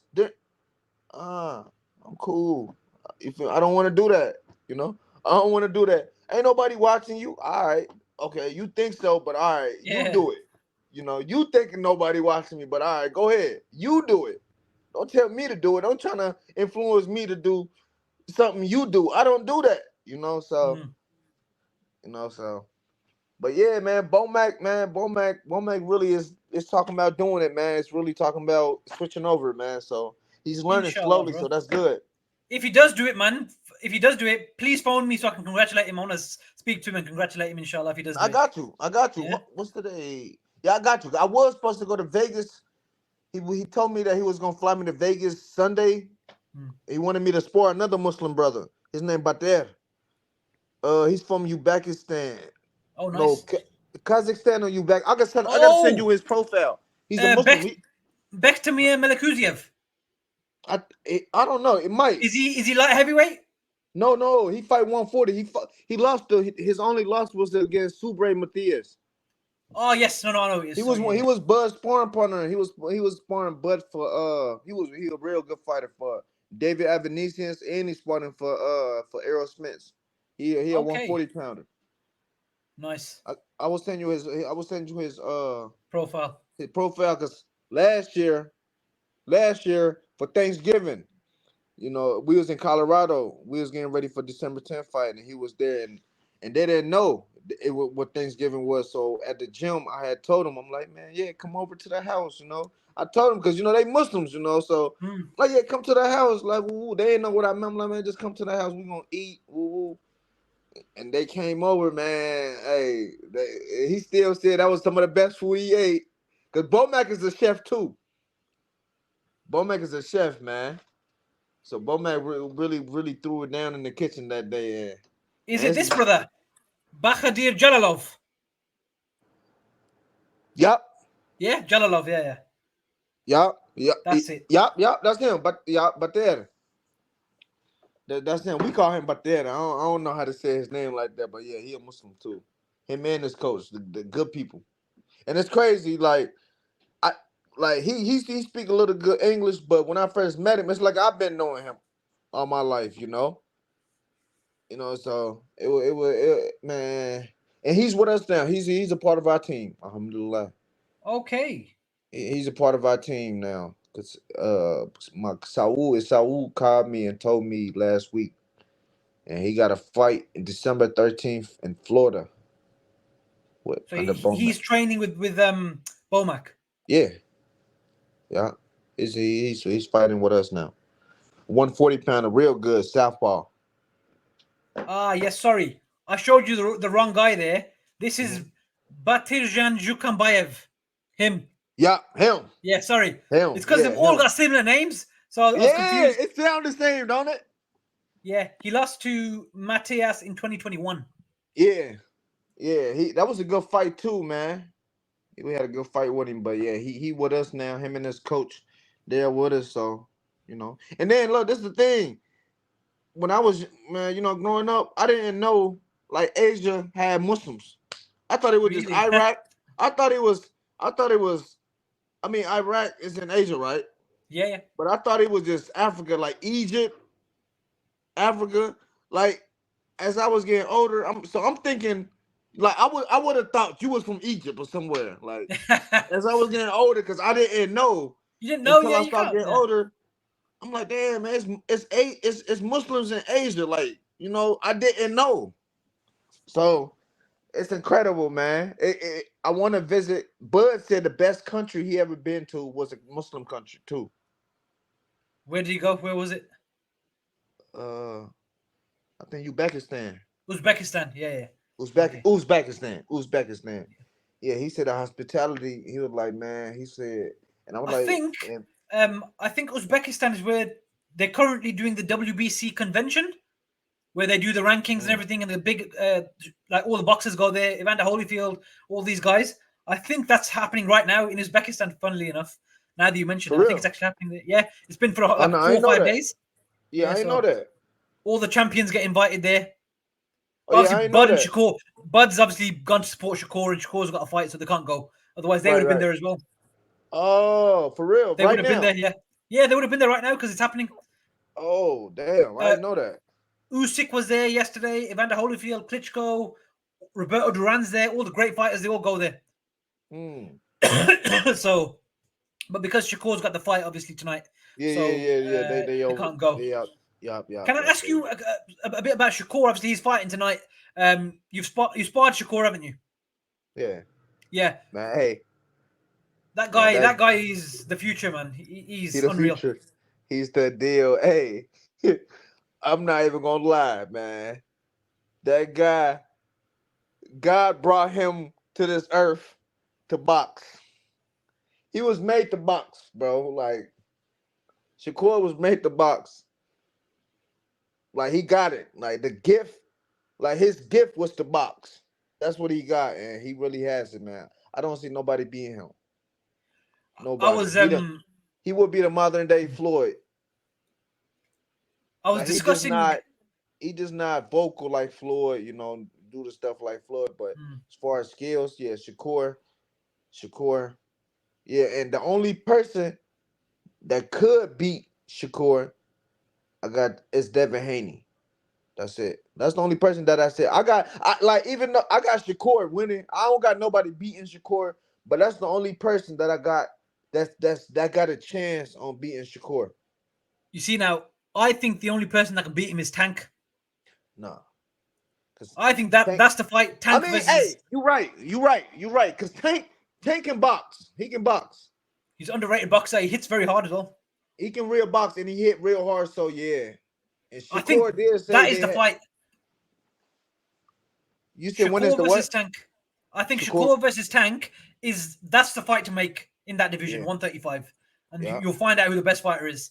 Yeah. Because Tank, the thing with Tank is, we know that he's brilliant. We know he's a great fighter. He's gifted. He's got everything there, but he hasn't fought the fights. He hasn't Yeah. fought the top guys: Devin Yeah. Haney, Shakur, Tiafimo, whatever. Yeah, Yeah. Lomachenko. He hasn't fought. He didn't fight anyone, but we know he's a brilliant fighter. We know he can do it. Yeah. Yeah. With Shakur, it's not his fault, but he hasn't been able to fight the fights either. He has it. Yeah. Yeah. But if you get him Honestly, and honestly, I mean Shakur won the fights, but honestly, the person that I say would would fight. I mean, at that weight, it's kind of iffy because Teofimo fought. He fought Lemachenko. I mean, Lemachenko. I say Lemachenko will fight anybody. So no, I ain't gonna say Teofimo, but yeah, because they need to be fighting each other for real. Shakur, Tank, Devin Haney, Lomachenko, and who else at 135? Cambosis, George Zapata, Cambosis, yeah, Zapata, Cambosis, and who else? That should be it. Jojo Diaz, maybe. Joe, yeah, A they'll few, a beat few. There's him. a good fight. There's a good fighters there. There's a lot of good fighters Yeah, there. but they need to be fighting each other though. I would want to see Tank and Teofimo or Teofimo against Devin Haney or against Shakur, and I want to see Yeah. the three, Shakur, Devin Haney, and Tank, would throw Lomachenko on there just, to fight somebody on. I would want to see that. I don't want to see that. But I got Shakur. Yeah. I got Shakur. Just from being in the ring with him, I got Shakur, man. And obviously, we know Shakur's fighting tonight for the WBC lightweight title against Dos Santos. Mhm. What would be your prediction for that fight? Do you think he stops him or he's gonna outpoint him? Honestly, at first, I say decision. I say decision, but I won't be surprised if Shakur stop him late because Santos, he can punch, but he get wild a lot sometimes. So he might get dropped with a body shot, an uppercut. It might. I can see him getting knocked down and finishing the fight. I got Shakur unanimous decision on TKO. No, Okay. no, it's not going to be close. Hmm. It's not going to be close. He's It's a too good, shutout. bro. He's leveled above, so he will. Yeah, He'll, it's not no close fight. He's hmm. not going to hit Shakur. That's what frustrate people. You know, it's like how what we was talking about earlier, how it's easier said than done to say to do something, you know. A fan can tell you to do something, or I can do that until you in there doing it. With Shakur, it's like this. He'll discourage you by you not being able to hit him. So now you discouraged, now you not throwing that many punches now. So now he got you off your game. Now you fighting his fight. That's the problem with Shakur. He'll have you fight his fight.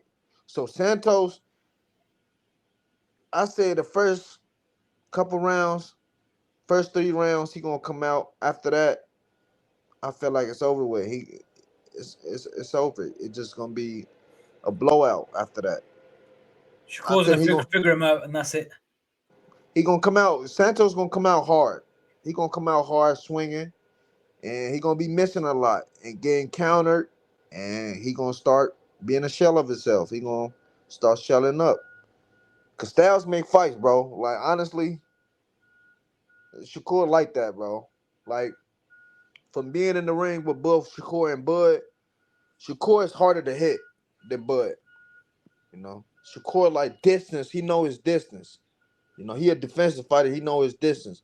Bud is more of I can do it all. You know, but Bud really ain't a defensive fighter. He can be, but Shakur is our ultimate defensive fighter. Bud can just do it, damn near do it all. You know, but he get hit a lot sometimes. Yeah. He get hit a lot sometimes. So Shakur a better defensive fighter than Bud. Hmm. He a bit better defensive and distance. Yeah. His distance control is his best attribute. Yeah, he Perfect. got distance.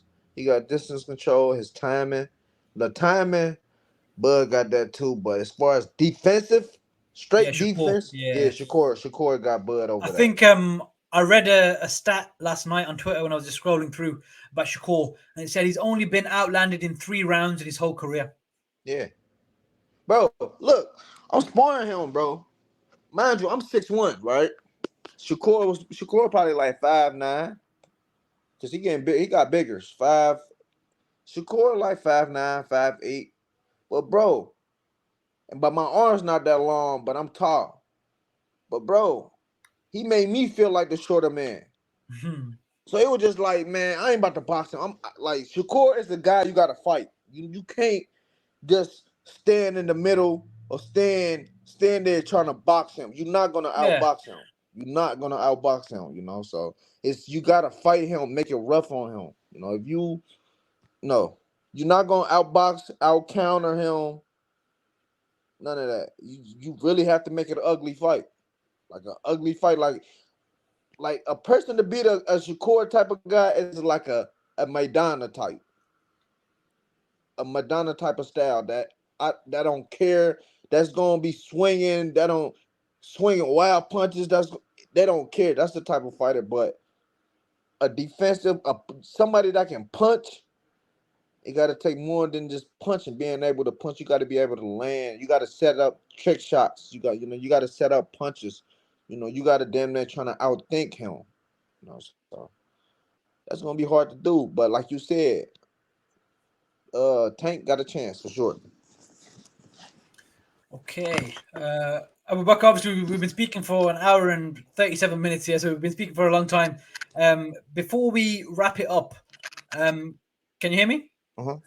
Sorry. Yeah, I can hear you. Before we wrap things up, can I ask your top 3 fighters in the world right now? Current or past or like Well, right okay. now? Right now, your personal What top 3, pound for pound, whatever you want to call it, top 3 best fighters in the world for you, top 3 best fighters in the world right now? All and right, why? Give me a reason why for each one. I say, all right, of course, Bud on the list. From his accomplishment, from what he's doing, and then how he's doing it, how he's winning. He's not barely winning, he's dominating. So right now, I got him right now. At first, before I had Canelo number one, but right now, man, Canelo is off my list. So I got Bud, I got Better Beef. He's a Muslim as well. Yeah, yeah.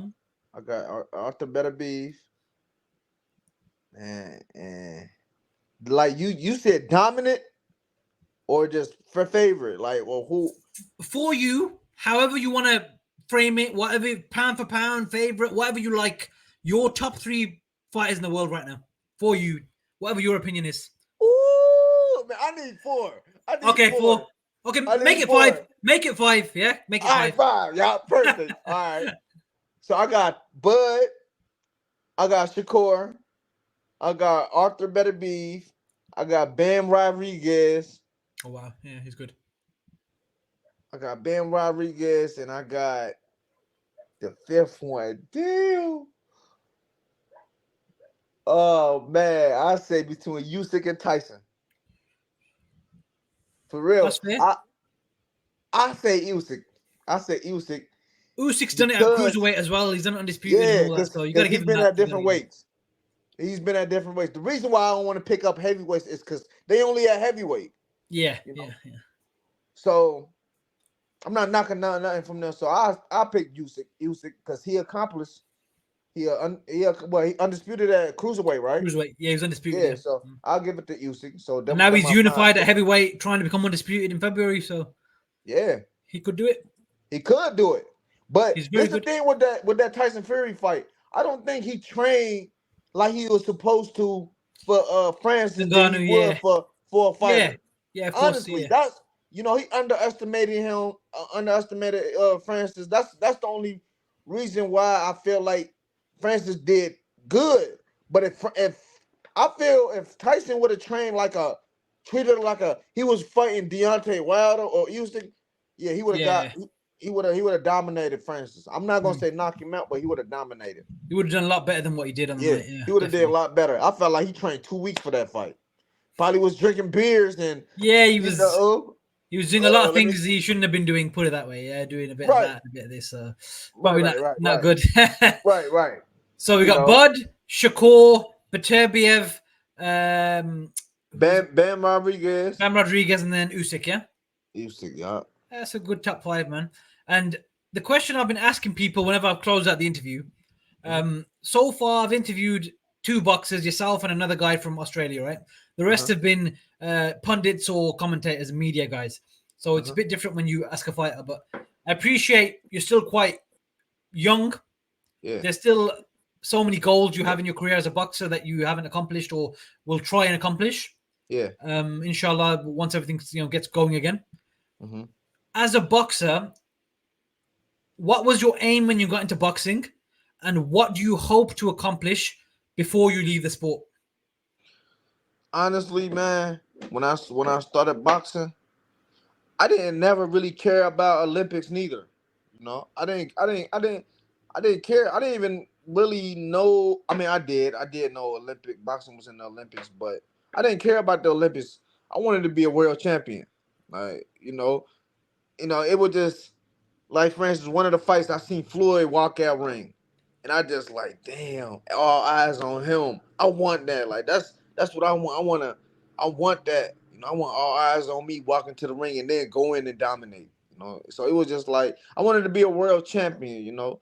And I ain't care about the Olympics, all that, but it was just the pros. I want to be a world champion. That's the goal. That's my ultimate goal, is be one. Like, even if I can do it one time, I just want to stamp it. Like, I did it.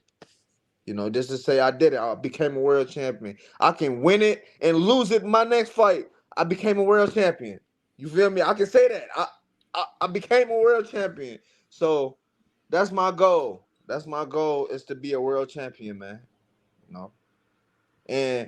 And for my mom, I mean, I wanted my granddad to still be here. He seen me fight, but he's not here with us no more. But I just want my mom and dad to see my success and Inshallah. enjoy my success with me. So I owe them a lot. I owe them everything. Like, my mom and dad, I owe them everything. So I just want them to see me, make it for them. I just want to see me make it for them, man. Cause my mom be calling me sometimes, telling me she tired. She still working. It be hurting my feelings. Like, I'm not in the position that I want to be in right now Yeah. to make it less hard on her. But it's life right now. God got plans for me, got other plans for me. So it just, whatever comes my way, I'll be grateful for it. If I don't become a champion, however my life turn out, I just hope it turned out for the better. I don't want to, and I don't want to do no woulda, shoulda, coulda. Like, I could have been, would have been. I don't want to live my life with regret. So if I'm not, or if I'm not what I'm supposed to be, at least it'll be my fault. I don't want nobody to be the blame for it. I want to have total blame for my career, not nobody else. You know, and that's it, man. I just wanna you know, show kids out there, kids that probably grew up rough. I grew up with both parents. Alhamdulillah, I got both parents, but both my parents, I didn't come from a silver spoon. So, it's still that my parents did the best that they could do. They did the best that they could, coming from Africa, raising three kids here, so they did the best that they could. So I felt like it's time for me to break the cycle, to be different, you know, to show them different, you know, and show them the dream. So I'm the youngest. I will be the one. And that's the goal, man. That's it. That's the goal, man. I want to make my parents proud, man. That's one of my ultimate goals. One of my, and then I want to take them to Saudi, man. I want to take them to Saudi Arabia, man. I want to take my whole family, honestly, every month of Ramadan. I wish I was in a Terrence Crawford position where I could buy a house there. So every Yeah. every Ramadan I take my family there, and do the Ramadan there. But I got it's plans for me, man. It's not too late because I'm still young. I'm alive, so whatever comes my way, I'll be ready, man. I'll be ready, man, for real. So, Inshallah. Nah, bro. Honestly, inshallah. brother, um, that's very admirable and respectable what you just said about the family side of things, and I completely take my hat off to you, bro. That is inspirational and beautiful For to hear you say that. So may Allah bless you, may God bless you, and give you inshallah. everything you need and want, and may your family be blessed. Your mom and dad give them a long, healthy life, inshallah, as well. Thank you, thank you, Um, thank you. and again, like I said, as a Muslim, nothing but love and respect, man. And I do wish you are able to accomplish these goals. And even if they're not written for you, whatever you've done up until this point is still so much more than other people Yeah, will get the opportunity to do. yeah. And that's one Facts. thing is always about staying humble and not saying you're arrogant, but just having that in your head that I've done so much already. You know what I mean? But I believe, based on everything I've learned about you today, which I didn't know before, in the last Mhm. hour and 45 minutes, I've learned so much about your life, about your upbringing, about your character. You get a Yeah, feel for someone with these sort of conversations. You can tell if someone's genuine or fake, or they're putting on an act. You're a genuine yeah, guy. You can tell you're a good-hearted guy. Whatever opportunities you've had in life, good or bad, you've come out the other end, alhamdulillah, and you're on yeah, the right path. Like we said, just to rewind to that point about staying motivated and think about what people like Andre Ward, Mikey Garcia, when they had these troubles, they still stayed in the gym trying to stay motivated and perfect the craft. So for you, you're saying you got 5 months till you're out of this contract, bro. For the next 5 months, you need to be in the gym as much as you can. that's what Stay they ready. said. Stay Hey, ready. that's Yeah, what they said. Stay ready so I don't have to get ready. exactly. Stay ready so you don't got to get ready. Yeah, stay ready. Damn. Stay close to weight, bro. Again, Hey, I'm not a someone told boxer. me that. He Yeah, said, they said, look, you got a couple months left. This one you need to be working real hard because they can give you that one phone call to trying to knock you off. So just stay ready. You right, yes. man. You right. I'm gonna Stay stay ready, ready. bro. I'm gonna Stay stay ready, ready. man. And then whoever you're fighting, you might even have an advantage over them because you've already put the weight camp in. Now it's just about perfecting the skill and the game plan. Yeah. Yeah. Again, I'm nobody to say this to you. I'm just a boxing fan, but as a brother, I'm thinking to myself, how can we get you to a position where you be ready for your fight? You know what I mean? Because at some point the call is going to come, whether it's five It's months gonna down the come. line. Yeah. Yeah. So stay ready. You've got goals. You've got things you want to accomplish, bro. You know more than me as a boxer what it takes. Yeah. So you just got to find that motivation, inshallah, and make something of it. Bear in mind, Ramadan is only 4 or 5 months away. You might not be able to fight in Ramadan. So you got to look at that Nah. as well. But stay ready. Stay ready as much as you can. And keep your head up and stay ready, man. Whatever opportunities come, inshallah, it will be for the best, man. Um, Inshallah. and also, before we go, bro, obviously we're going to wrap it up now. I just want to say a massive thank you to you for giving me your time, man. I really appreciate Not for it. sure, man. And it's been great to get to know you better on this level and for you to Let me showcase let your me know personality. if you want to do an interviews with other boxers, man. I'll set it up for you, man. I'm trying to talk to Bud though for you. Trying to get Yeah, you up there, trying to get you up there to that next level. Cause you go yeah. up, No, no. I go up. You Inshallah, know? bro. I appreciate it. Thank you. Boubacar, if you can let me know, please, and let the people listening, what are your social media tags for Twitter and Instagram? Just give me the @ so we can promote those for you as well. Social media on Twitter. I don't really be on Twitter like that, but I have a Twitter. It's my and Instagram is B_Sylla SYLLA 94. Yeah. On Facebook is Aki Sylla, Brother Sylla, AHKI. Sylla SYLLA on Facebook, and then Instagram. Twitter, B Sylla 94. Yes. B Well, underscore Sylla 94. I'll tag all of those when the interview goes out anyway. So on Instagram, I'll tag it, and on Twitter. So we'll get all that there. But once again, thank you so much for your time, bro. And inshallah, soon, once we figure out what's happening, I get a Come back fight on. date or anything. Yeah. We're gonna do another interview, man. 100%. Before the fight, after the fight, whatever it is, we'll talk about it, and we'll get you some momentum going, inshallah, as well. Yeah. Yeah, man. We gotta stay in touch, man. Yeah, 100%. I enjoy it, man. 100%. You gotta get me ready for the big stages, man. Definitely, bro. Yeah, man. Let's do it. Inshallah. We gotta go up. We gotta go to the top together, man. Definitely, man. Definitely. You gave me an opportunity, man. So I appreciate you, man. I'm always gonna appreciate that, man. No, anytime, brother. Thank you so much for your time, man. I appreciate it, bro. Thank you, brother, for real, man. Thank you, bro. I'm gonna wrap it up there, yeah? Thank you, brother. All right, brother.